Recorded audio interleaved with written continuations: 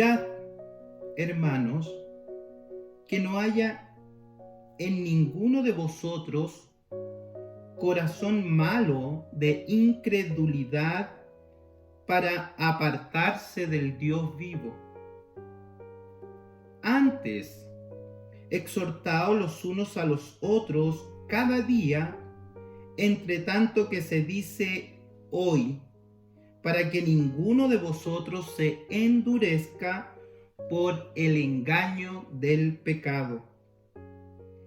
Porque somos hechos participantes de Cristo, con tal que retengamos firme hasta el fin nuestra confianza del principio. Entre tanto que se dice, si oyereis hoy su voz, no endurezcáis vuestros corazones como en la provocación. ¿Quiénes fueron los que, habiendo oído, le provocaron? ¿No fueron todos los que salieron de Egipto por mano de Moisés? ¿Y con quiénes estuvo él disgustado 40 años? ¿No fue con los que pecaron, cuyos cuerpos cayeron en el desierto? ¿Y a quiénes juró que no entrarían en su reposo, sino a aquellos que desobedecieron? Y vemos que no pudieron entrar a causa de incredulidad. Amén. Hay un sonido de la voz del Señor hablando. Eso es lo que está diciendo Hebreos, que Dios ha hablado, que Dios se ha revelado a sus hijos y lo ha hecho a través de su voz, del sonido de su voz. Hemos podido oír su voz. Eso está diciendo a través de toda esta preciosa carta a los Hebreos. Dios ha hablado y hemos podido oír su voz. Y permítanme un recuerdo para comenzar el sermón de hoy. En mi infancia, y varios por ahí, creo que la mayoría son más jóvenes, muy jóvenes, no vivieron lo que vivimos nosotros en nuestra infancia, en la década de los 80. Era muy peculiar en mi época, la época de los 80, formar canchas de fútbol en el pavimento con los amigos de la cuadra. Y nuestros arcos inventados eran arcos de piedras.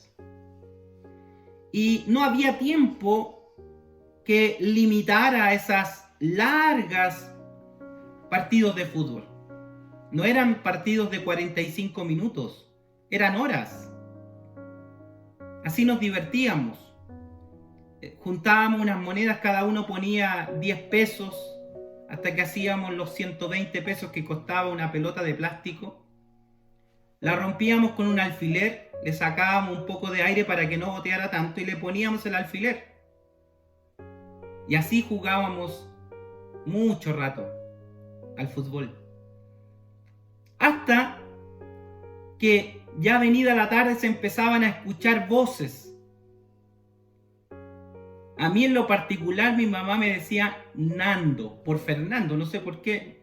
No me decía Feña mejor, pero me decía Nando. No me gustaba mucho, pero así me decía. Entonces, usted empezaba a oír en la tarde las voces de las mamás o de los papás o de alguien que llamaba, decía Felipe. Y Felipe decía, lo siento, me tengo que ir. Después decían Óscar.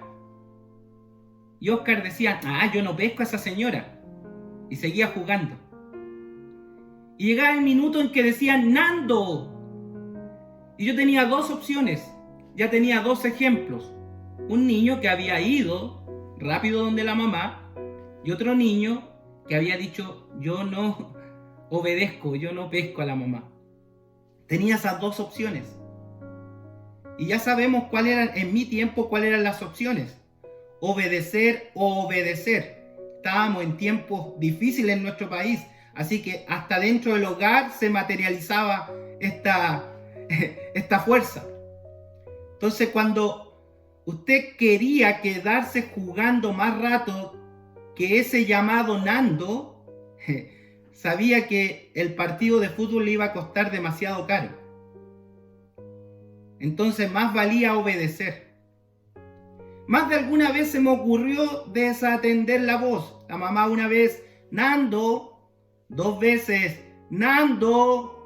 A la tercera ya no era la voz, era la mamá que venía, se metía en medio del partido de fútbol y lo tomaba de la mano y usted ya sabía lo que se esperaba en casa. Algunas veces desobedecimos a los papás a esa voz, ¿cierto?, que nos habló y supimos de las consecuencias. Pero jamás mi mamá, cuando le desobedecí, me dijo, tú ya no eres mi hijo. Jamás me lo dijo. Jamás me dijo, ahora te vas a tener que ganar un lugar en esta casa. Anda a hacer méritos para que yo te acepte de nuevo en esta casa. Mientras tú no hagas méritos, no puedes entrar en esta casa. Jamás. Me tomó de la mano, me entró a la casa, me disciplinó, pero jamás dejó de alimentarme, enseñarme, protegerme. ¿Por qué? Porque era su hijo. Y esta evidencia es lo que se ve en la palabra del Señor. El Señor está hablando a hijos, está hablando a la iglesia, está hablando particularmente a los hebreos, judíos que se habían convertido por la gracia del Señor al Evangelio. Eran cristianos judíos que querían volver a otras patrias, que estaban escuchando otras voces, no la voz del Señor. Es la voz del Señor que quiere hablarles. Y por eso que esta carta es una exhortación, es un llamado a estos hermanos hebreos, y Dios les está hablando muy severamente. Entonces, la mejor manera de interpretar, comprender las líneas del escritor inspirado es siempre, durante estos 13 capítulos, tener en la perspectiva esta relación. La relación de un padre con sus hijos, de un Dios salvador con los salvados, con un pueblo que ha sido redimido por la sangre del Cordero, que se están congregando, pero que están pasando temas complejos en su vida, están sufriendo persecución, quieren volver a las prácticas del judaísmo, quieren hacer las obras del judaísmo para complementar el evangelio. En definitiva, no son inconversos. Este no es un mensaje evangelístico que usted va a llevar a alguien que no conoce al Señor, es al revés. Son cristianos que se han convertido al Señor por la gracia de Cristo, pero que hay algo en ellos, hay un defecto en ellos, y que muchas veces nosotros atravesamos por esos caminos, por esas imperfecciones, son propias del cristianismo, de nuestra vida, que es la inmadurez espiritual. Ese es el peligro, la inmadurez espiritual. ¿Qué está diciendo Hebreos capítulo 3, versículo 1? Vaya a su Biblia, por favor. Fíjese a quién se dirige la carta.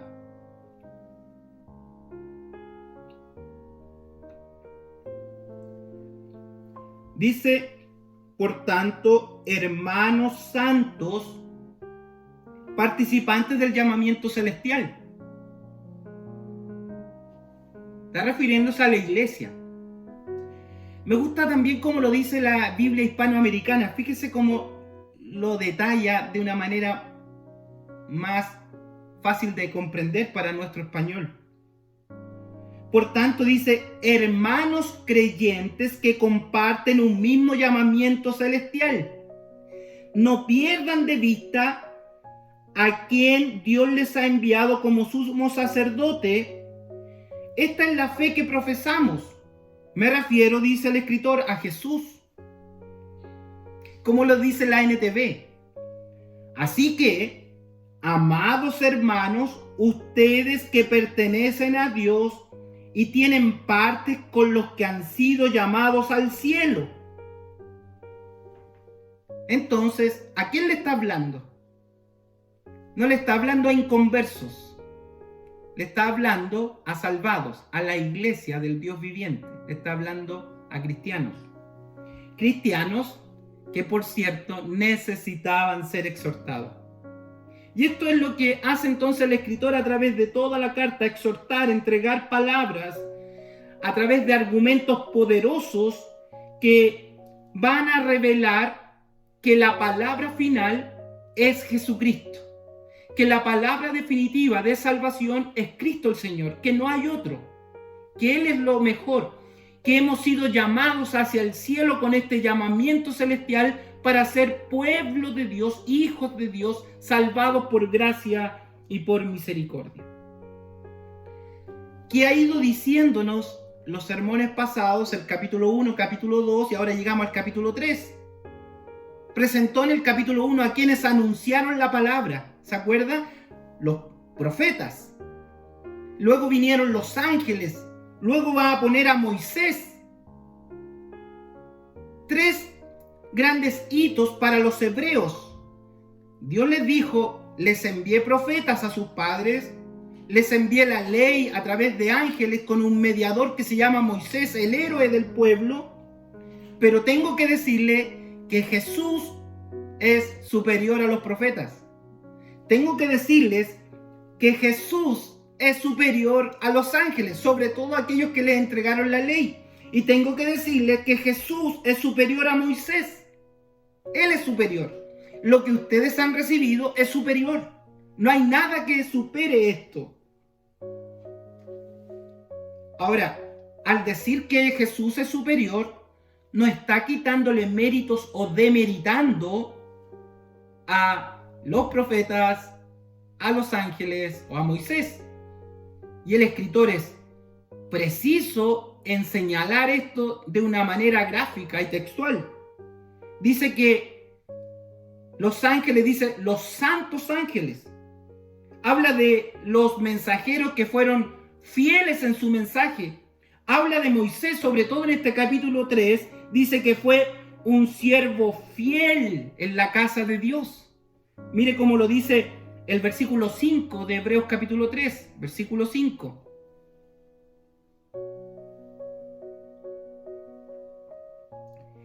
Y Moisés dice: a la verdad, fue fiel en toda la casa de Dios.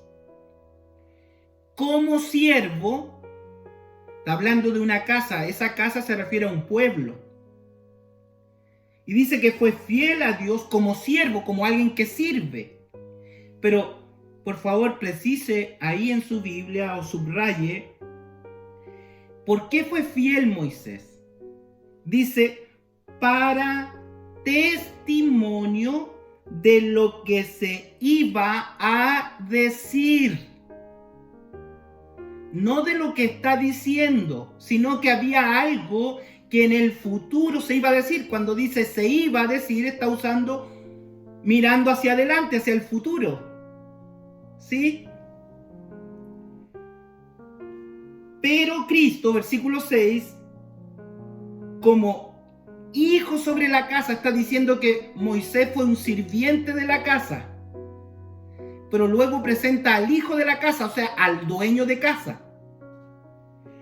Pero Cristo, como hijo de sobre su casa, y aquí dice, ¿cuál es la casa?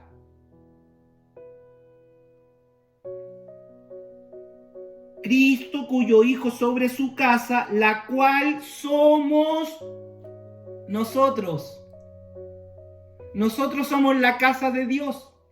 Moisés administró para esta casa, para nosotros. Y vino el hijo de esta casa, la casa de nosotros. Vino el que manda esta casa.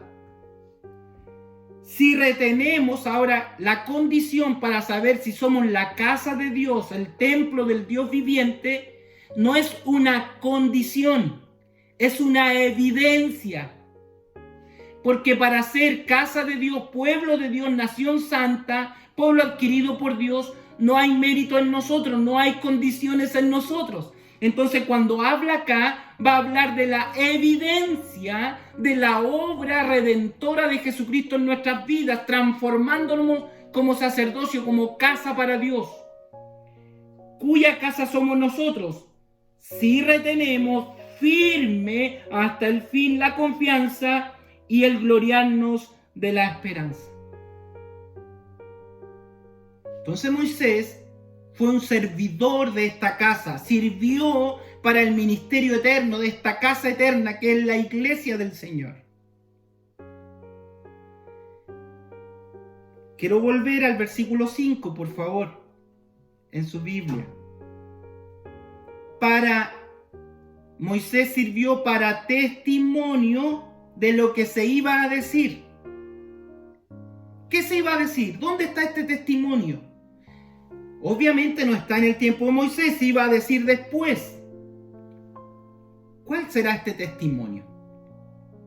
Testimonio es decir algo, es comunicar algo, es anunciar algo, es una palabra que se dice después, es un testimonio. Por favor, en su Biblia, sitúe Primera de Juan, capítulo 5.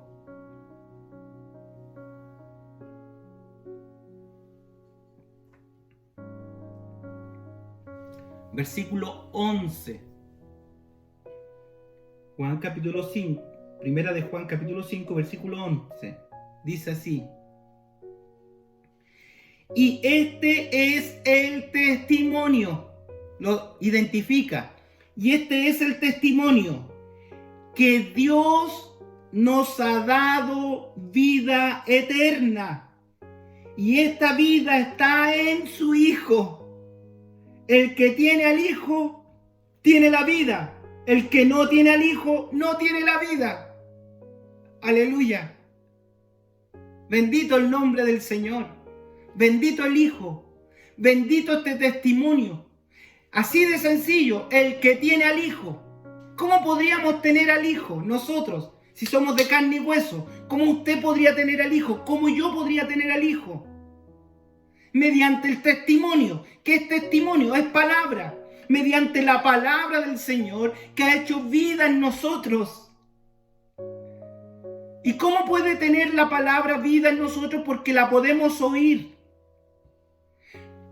¿Ha notado que el Espíritu dice en Apocalipsis el que tiene oídos para oír?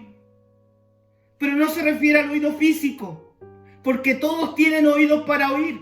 Lo que se está refiriendo, los que se les ha despertado el oído espiritual para oír las palabras del Señor. Entonces, si usted ha oído las palabras del Señor, no mis palabras, sino las palabras del Señor, estas palabras son espíritu, son vidas. Han penetrado a su corazón y han hecho nueva creación de nosotros, nueva creación. Dice que hemos sido renacidos, no por simiente, no por palabra, no por semilla corruptible, sino por semilla o simiente incorruptible, por la palabra del Señor. Este es el testimonio. El que tiene al Hijo, tiene vida. El que no tiene al Hijo, no tiene vida. Así de sencillo. Entonces, estamos en presencia, amada iglesia, de un mensaje que es superior. No hay ningún catedrático, no hay ningún expositor de este mundo, ni pasado, ni presente, ni futuro, que se compare a las palabras vertidas por el Salvador. Es el Verbo humanizado que vino a redimirnos, y no solo a redimirnos, sino a darnos el mensaje de la salvación. Y bienaventurados los que oyen. Bienaventurados los que han oído la palabra del Señor. Y quiero preguntarle, ¿ha oído la palabra del Señor? ¿Qué está oyendo usted? ¿Qué está escuchando usted? ¿Cómo está nutriendo su fe? ¿Cómo está nutriendo su vida? ¿Cómo está esta palabra haciendo vida en su corazón? ¿Cómo sería posible que haga vida en su corazón si no la escucha, si no la lee, si no la medita, si no la recibe, si no la cree? Entonces tenemos un mensaje que es superior, Cristo el Señor, que ha penetrado en nuestros corazones. Permítanme, por favor, añadir algo más. Permítanme, sin temor a confundirlo, sino a centrar el mensaje y comprender la Escritura en un grado distinto. ¿Se acuerdan de la transfiguración de Jesús? en Mateo capítulo 17, en Marcos, en Lucas, todos hablan de la transfiguración, los sinópticos. En un minuto Jesús seleccionó a unos discípulos y los llevó a un monte y se transfiguró delante de ellos. Transfiguró, cambió de forma, hizo una metamorfosis, se cambió de forma. Fíjense, voy a leer Mateo 17, algunos versos del 3 en adelante. Mateo 17 para situar cómo concentra el capítulo 3 de Hebreos y hace la conexión con el capítulo 1, 2 y 3. ¿Qué dice Mateo 17? Dice que Jesús se los llevó a un monte alto, se transfiguró ante ellos, y aquí se les aparecieron Moisés, entiéndase el patriarca, entiéndase el mediador, entiéndase la ley. ¿Quién es el representante de la ley y el mediador de la ley? Moisés. Se le apareció Moisés. ¿Quién más se transfiguró ahí? Se apareció Elías. Elías, ¿quién es? Es el ícono de los profetas. Entonces tenemos a Moisés, el mediador, la ley, y tenemos a los profetas hablando con él. Están todos hablando. ¿Qué habla? Testimonio, palabra. Están dialogando. Pedro, al ver esta tremenda manifestación de gloria, de poder, dice: Señor, bueno es para nosotros que hagamos aquí 3 enramadas, una para cada uno.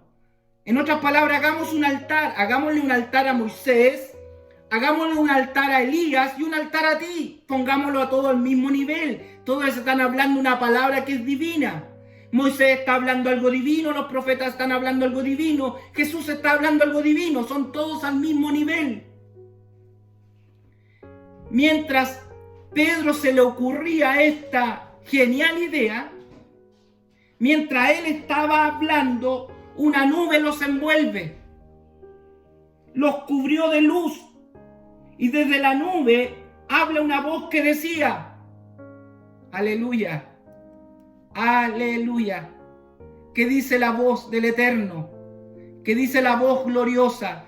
Este Jesús es mi Hijo amado, en quien tengo toda la complacencia. A Él oíd. Esa es la palabra. Escuchen a Jesús. Él es la palabra. Él es la palabra. Él es la palabra. Los profetas hablaron de Él. La ley habló de Él. Moisés le sirvió a Él. Todo este sistema sirvió al Hijo. El Hijo está por sobre todas las cosas. A Él oíd, a Él oíd, a Él oíd. ¿Qué va a hacer la iglesia? ¿A quién tiene que oír? En medio de tanta convulsión, en medio de tanto mensaje distorsionado. ¿Qué va a hacer la iglesia? ¿Qué va a hacer usted? ¿A quién va a oír? ¿A qué personaje quiere oír? A Él oíd. Él es la palabra final, definitiva de Dios, el que nos llama con amor. Si escucharas hoy su voz, no dice mañana, no se refiere al testimonio de ayer. Muchos se quedan con el testimonio de ayer en su cristiandad, se quedan con el testimonio de la abuelita, se quedan con el testimonio de otros, testimonios de otras personas. Pero dice: si oyes hoy su voz, hoy escucha su voz, hoy. Y cuando usted mañana lea la Biblia de nuevo, va a volver a aparecer: si oyeres hoy su voz. Y si la lee en un año más, va a volver a decir: si oyeres hoy su voz. ¿Cuándo tiene que oír la voz del Hijo usted? Hoy. Hoy es el día de oír la voz del Hijo. Note cómo comienza el capítulo 3 ahora. Comienza igual que el capítulo 2. 3:1 dice: por tanto, después que argumentó todo esto, más la argumentación que les ha dado ahora. Por tanto, ¿qué vamos a hacer? ¿A quién se refiere? ¿A quién se dirige? ¿A quién está dando el mensaje? No a los incrédulos. Está dando el mensaje a los hijos del reino, a los que han oído la voz. Por tanto, si oíste la voz, Por tanto, si consideras que Jesús es el mensaje superior, por tanto, hermanos amados, participantes del llamamiento celestial, ¿cómo fuimos llamados a este llamamiento celestial? ¿Cómo fue llamada usted? ¿Cómo fue llamado? La dulce voz del buen pastor llamó por mi nombre y me llamó a sus brazos, me lavó con su sangre y me hizo su hijo. ¡Qué glorioso llamado! A mí no me llamó la institución, no me llamó una iglesia determinada, no me llamó una religión determinada, no me llamó una persona determinada. Fue la dulce voz del Señor. A Él oí y pude oír la dulce voz del buen pastor y Él me llamó. Aunque yo estaba perdido, aunque yo estaba podrido en delitos y pecados, Él quiso llamarme y darme todo su amor y hacerme su hijo. Por tanto, dice, hermanos santos. ¿Qué significa santo? Apartados para Él. No me llamó por mi santidad, porque no la produzco ni la tengo. No me llamó por ser buena persona. Me llamó por el puro afecto de su voluntad y me apartó para Él. Me dijo, ahora mío eres tú, Fernando, mío eres tú. Participantes de un llamamiento celestial. Y si usted fue llamado con este llamamiento glorioso, consideren entonces al apóstol, sacerdote de nuestra profesión. Considerémoslo a él. Fíjese lo que dice el verso número 12. El que comienza la porción de hoy. Mirad. Mire, primero nos dijo oír, ¿cierto? Ahora miren, hermanos. Ahora miren lo que puedan mirar, hermanos. Que no haya en ninguno de vosotros corazón malo de incredulidad para apartarse de este Dios vivo. Que no haya incredulidad en usted para desviarse del Dios vivo. Qué hermosa palabra del Señor. Entonces, esta sería la segunda advertencia de Hebreos de esta carta. La primera advertencia la vimos en el sermón pasado. ¿Qué decía la primera advertencia? Cuidado de atender el mensaje recibido. Atendamos lo que hemos oído. No sea que naveguemos a la deriva, decía el sermón. ¿Cuál sería la segunda advertencia solemne que nos da esta palabra? Es creer al mensaje que hemos recibido. No dejemos de creer al mensaje que hemos recibido. Y con esto en mente, amados, va a aparecer dentro de este capítulo 3 y se va a acrecentar en el capítulo 4 un ejemplo didáctico del escritor, inspirado por el Espíritu, por cierto, porque él quiere cómo poder explicarnos esto de obedecer o no obedecer a la voz del Señor, de permanecer en la voz del Señor o desatender la voz del Señor.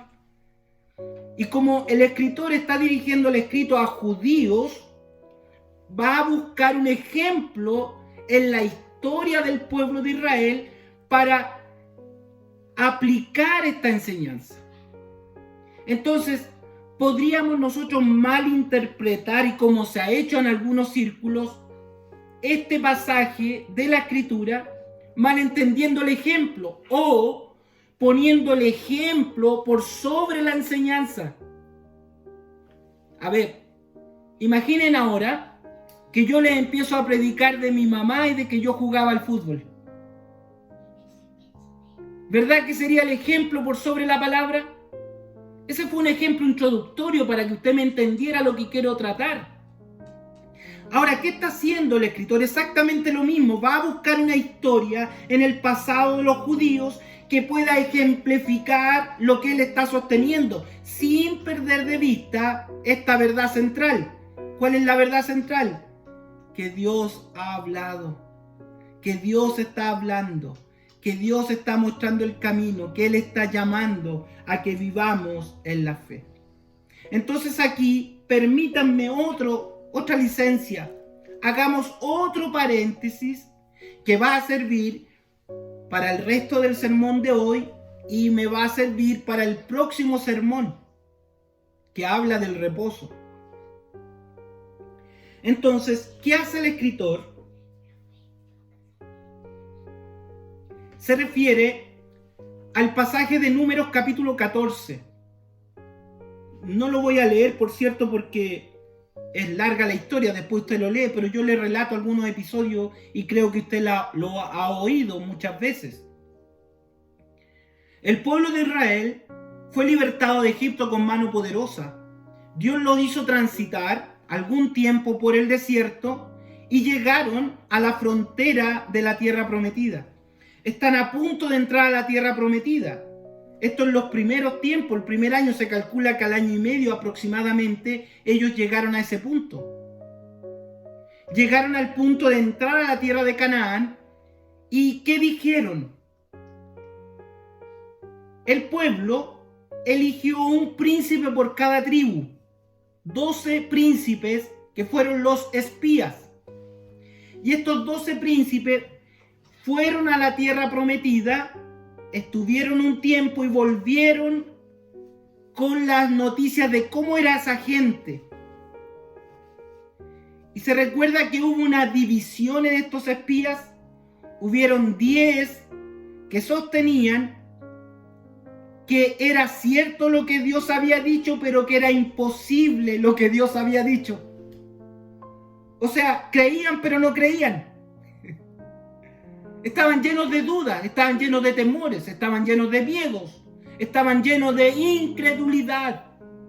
Habían oído la palabra, fueron a ver, vieron que lo que la palabra había dicho era cierto, pero llegaron acá y dijeron, sí, es verdad, lo que Dios ha dicho es verdad, pero saben, es imposible, no podremos. Ellos son gigantes, dijeron, 10 espías. ¿Se acuerda que hubieron 2 que fueron de un espíritu distinto?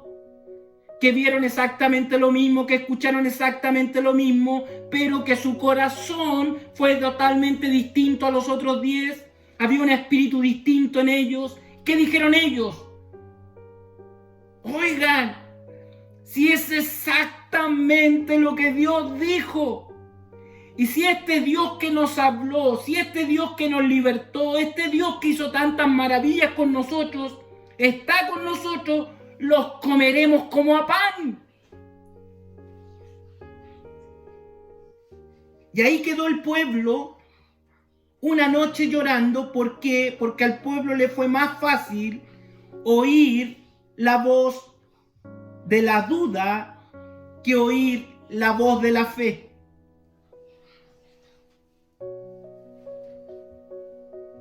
Y eso es lo que va a citar el apóstol.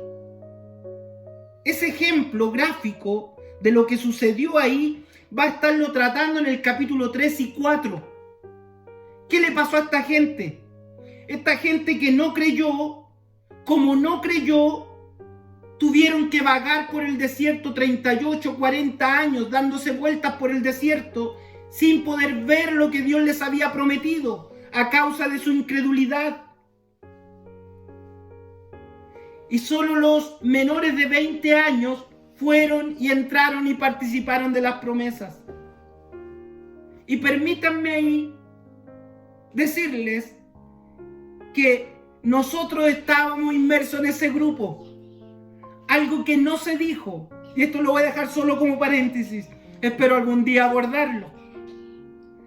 Había una tribu que no había enviado espías, porque tenía promesas garantizadas, que no sufrieron de esta condenación. Era la tribu de Leví, que eran del sacerdocio. Ellos entraron porque ellos descansaban en las promesas sacerdotales. Y el Señor a nosotros nos hizo príncipes, sacerdotes con Dios.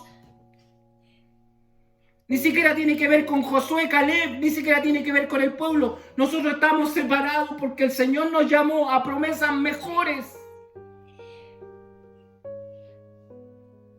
Entonces, de este ejemplo Fíjese lo que dice Hebreos, capítulo 3 del 16 en adelante, está en la porción que leímos hoy. Lo que es oír o desoír la voz del Señor, o en otras palabras, lo que es creerle a Dios o dudar de Dios. Y yo no sé en qué camino está usted hoy. Y nos está hablando aquí de perder la salvación o ganar la salvación, nada que ver. Está hablando de gustar las promesas, de gustar la compañía de Dios, de gustar de su fidelidad, de gustar de su cobertura, de gustar de su amor, gustar de Él. En medio de su crisis, aunque hayan gigantes, usted gusta de la compañía del Señor. Aunque haya salud o haya enfermedad, usted gusta de la compañía del Señor, porque usted tiene un llamamiento celestial sublime. Esta palabra nos pone ahí a la puerta de cómo vamos a caminar nuestra vida cristiana, tomados de la mano del Señor, disfrutando su cobertura, o vamos a vivir la vida cristiana llenos de dudas y temores, de fracaso en fracaso. Algunos sostienen desde esta perspectiva que la salvación se pierde. Lo voy a explicar de mejor manera en el capítulo 6. Aquí está hablando de que perecieron todos, ¿verdad? Fíjese lo que dice Hebreos, capítulo 3, 16. ¿Quiénes fueron? Está haciendo preguntas y creo que usted ya puede responder. ¿Quiénes fueron los que habiendo oído le provocaron? ¿No fueron todos los que salieron de Egipto por mano de Moisés? ¿Y con quiénes estuvo él disgustado 40 años? ¿No fue con los que pecaron, cuyos cuerpos cayeron en el desierto? ¿Y a quienes les juró que no entrarían en su reposo, sino a aquellos que desobedecieron? Conclusión: no quisieron entrar. Eso dice el versículo 19. No quisieron entrar. Pudiendo entrar en el reposo del Señor, no quisieron entrar. ¿Por qué no quisieron entrar? Por la incredulidad de su corazón. Y vemos, aquí dice Reina Valera, no pudieron. Pero la palabra exacta es no quisieron entrar. ¿Por qué no quisieron entrar? ¿A causa de qué? Léalo ahí en su Biblia. ¿Por qué no quisieron entrar? Por la incredulidad. ¿Cómo está llevando usted su vida cristiana? ¿Cómo están sus fundamentos? ¿Cómo está su conocimiento de Dios? ¿Cómo lleva la vida de la fe? Insisto, este es un ejemplo terrenal que de mala manera nosotros podríamos hacer una aplicación espiritual al ejemplo. Decir que se refiere a que no pudieron entrar en el reposo, entonces eso significa que por la incredulidad pierdo la salvación.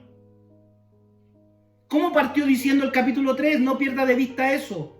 Le habló a aquellos que tienen un llamamiento celestial, a los que son hijos de la eternidad. Entonces está comparando un ejemplo terreno con un ejemplo celestial. ¿Cómo vamos a vivir la vida de la fe? ¿Qué dice? Mire, solo para adelantarme un poco, pero ¿qué dice Hebreos capítulo 6 del 4 al 6? Dice así: porque es imposible que los que una vez fueron iluminados y asimismo gustaron de la buena palabra de Dios y recayeron, sean otra vez renovados para arrepentimiento.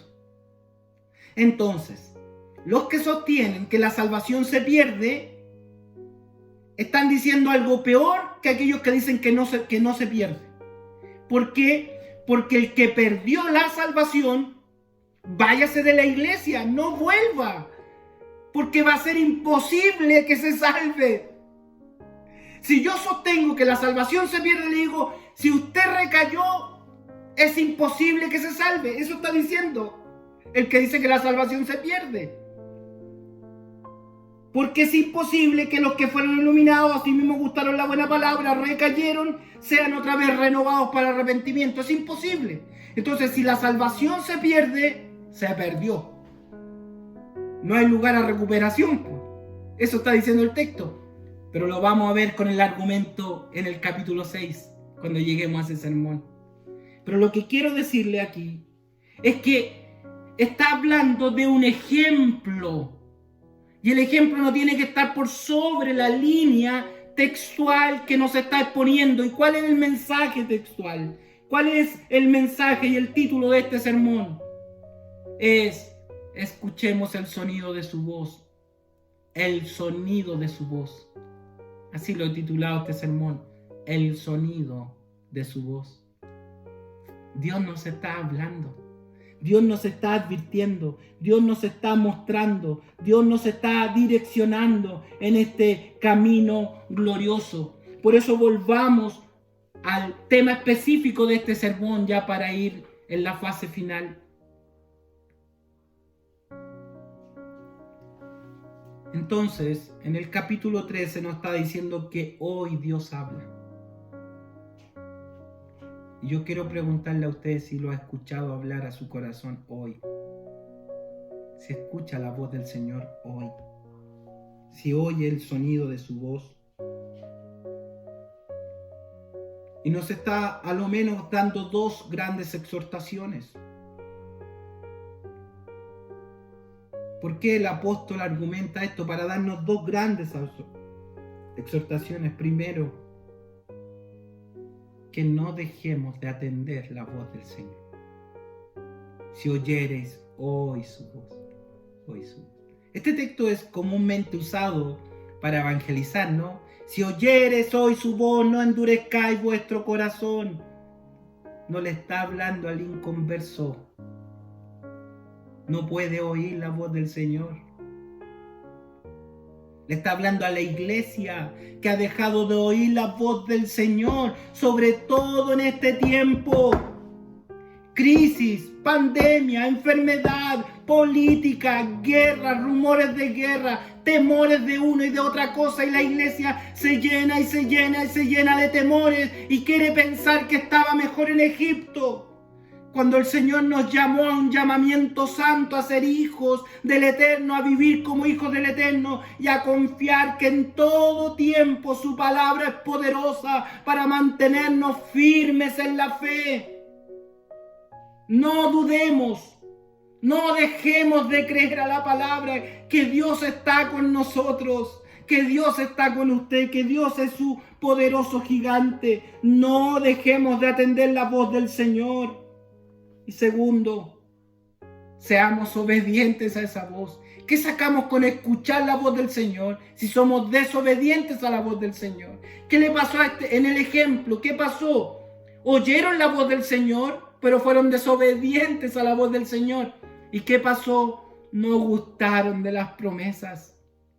Y yo quiero decirle algo. Sin temor a qué efecto provoque en usted, porque sé que el Espíritu Santo direcciona todo. ¿Cómo quiere llegar a la gloria si el Señor ya lo salvó? ¿Quiere llegar a la gloria lleno de temores o lleno de gozo? ¿Cómo quiere vivir la vida cristiana? ¿Lleno de angustias y temores? ¿Como ovejita machucada que siempre hay que estarlo restaurando? Y que siempre hay que estarle mostrando luces, y que siempre hay que estar haciendo lo que usted quiere, cantarle el tema que quiere, pintarle la iglesia como usted quiere, porque a la ovejita la tenemos que tener contenta. ¿O quiere oír la voz del buen pastor que le llama, que lo nutre, que lo edifica, que se manifiesta su vida, que lo rodea de favor y misericordia, que le da una palabra de no temas, cada día yo estoy contigo, que lo socorre, que lo edifica, que le enseña, que lo hace crecer? ¿Cómo quiere vivir el Evangelio? Porque este mensaje no es de salvación. Este mensaje es para los salvados, para que demuestren cómo evidenciarán la fe en su vida, cómo vivirá su vida cristiana, cómo la quiere vivir.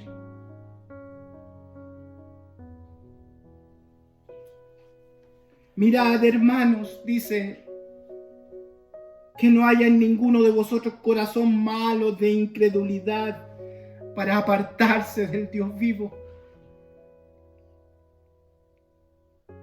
¿Se imagina un hijo que no cree en su papá? Que Dios le está diciendo, hijo, si yo estoy contigo, yo te llevo a la gloria, en mi mano estás seguro. Y ve las bombas, ve la enfermedad, ve la crisis, ve los problemas, ve la persecución. Y dice, pero parece que no vas conmigo. Pero hijo, no quiero que tenga un corazón malo de incredulidad. Aquí el corazón malo es la incredulidad. ¿Y cómo podríamos atender un corazón malo de la incredulidad? ¿Se acuerdan que Jesús una vez, en un episodio que los discípulos trataron de expulsar un demonio, le dijo, ¿y por qué no pudiste? Hombres de poca fe, poca certeza, poca convicción de lo que estaban haciendo. ¿Por qué dudaste? Le dice. Este género sale con oración y ayuno, dice. Y ahí se especuló de todo un poco, en muchas corrientes. Los demonios tienen género y a algunos demonios hay que ungirlos con oración y ayuno. Y el Señor en todo el argumento está hablando de la incredulidad de los fariseos, la incredulidad de los discípulos. Y les dijo, ¿saben cómo sale la incredulidad? Con oración, con ayuno. Pero no se refería a alimento. Se refería a que dejes de comer las palabras del mundo y coman la palabra. Mis palabras son espíritu, son vida. Es el alimento que desciende del cielo. No coman la basura de este mundo. No coman las noticias. No comas humanismo. Ayuna eso. Porque todo eso te va a provocar incredulidad. Y este género de incredulidad, este gen, saldrá con oración, con ayuno. Abstente de oír tonteras y atienda la voz dulce del Señor.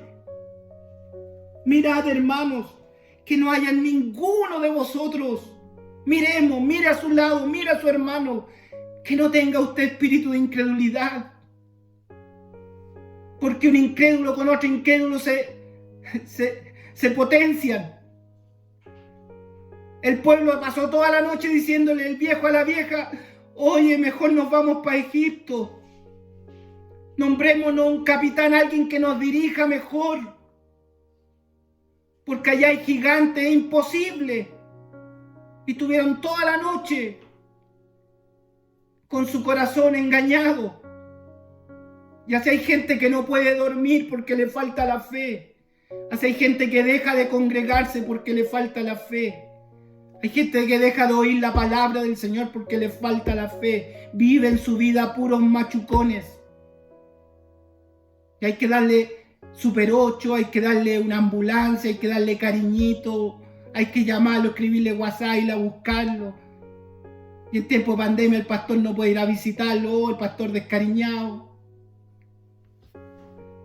¿Cómo quiere vivir su vida cristiana? ¿Cómo va a vivir la vida cristiana? Hermanos, ustedes participaron de un llamamiento celestial. Aleluya. Mirad, hermanos, que no haya ninguno de vosotros con corazón incrédulo. ¿Y qué vamos a hacer? Estoy terminando. Antes de esto, exhortaos los unos a los otros. Exhortémonos unos a otros, entre tanto que se dice hoy, para que ninguno de vosotros endurezca su corazón por el engaño del pecado. ¿Ve que es bueno que nos exhortemos uno a otro? ¿Ve que es bueno escucharlo a usted y usted que me escucha a mí? Que nos transmitimos la palabra de Dios, la palabra que ha hecho vida, la palabra. No seamos cómplices del pecado, del engaño, de la mentira. Caminemos rumbo a la verdad, hermano. ¿Y cuál es la razón de esto? ¿Por qué nos podemos exhortar? Y estas no son palabras de superación personal. No son palabras fundadas en el pensamiento humanista. Lo dice el verso 14. ¿Quiénes exhortan a quiénes? ¿Quién podría exhortar a otro? ¿Quiénes van a exhortar? No necesito que venga un catedrático. No necesito que traer un personaje puntual. Yo lo necesito a usted. Usted de carne y hueso. Usted con su testimonio, con su llamado, con la vida, con el fruto del Espíritu en su corazón. A usted yo lo necesito. Usted necesita de mí, yo necesito de usted. No necesitamos un catedrático, no necesitamos nada más que usted. ¿Por qué? Versículo 14. Porque somos hechos participantes de Cristo. Porque hemos sido hechos participantes de Él. Hay algo grande usted pasó a ser el cuerpo de Cristo. Somos uno en el Señor. Mantengamos entonces firme la confianza del principio. No necesitamos volver a otras prácticas. No necesita usted una banca de un color, una cinta en un instrumento, una corbata, una Biblia, una pintura, un letrero. No necesita nada. No le pongamos prácticas humanas a la fe. ¿Qué necesitamos? Ser participantes del llamamiento celestial de nuestro Señor Jesucristo. ¿Qué nos salvó a usted? ¿Qué lo salvó? ¿Qué me salvó a mí? La primera fe. La fe en nuestro Señor Jesucristo, no hay más. Mantengamos firme. Que el Señor esta tarde nos bendiga y que esta palabra haga vida en su corazón, haga vida en su alma. Estamos participando de lo mejor, de lo mejor. No deje que la incredulidad se le meta en el corazón. Escuche la voz de Jesús cada día con una relación íntima. Y hagamos cada día un autoexamen. Revisemos si lo que hacemos está de acuerdo a lo que creemos. Porque por lo general hacemos lo que creemos. La duda nos acompañará siempre, pero usted tiene que vivir con la convicción de la fe. Y algo muy importante que dice este texto son las relaciones del pueblo del Señor. Yo lo necesito a usted, usted necesita de mí. Y va a terminar la carta diciendo, después de explicarnos todo el argumento para decirnos una sola cosa, va a explicarnos, nos va a llevar a verdades tan celestiales para decirnos una sola cosa: no dejando de congregarse como algunos tienen por costumbre. No es que se van a perder, porque ir a la iglesia no salva. Ir a la iglesia es el testimonio de los salvados, para que nos exhortemos uno a otro, para que no entremos en corazón duro de incredulidad, sino vivamos caminando por la fe.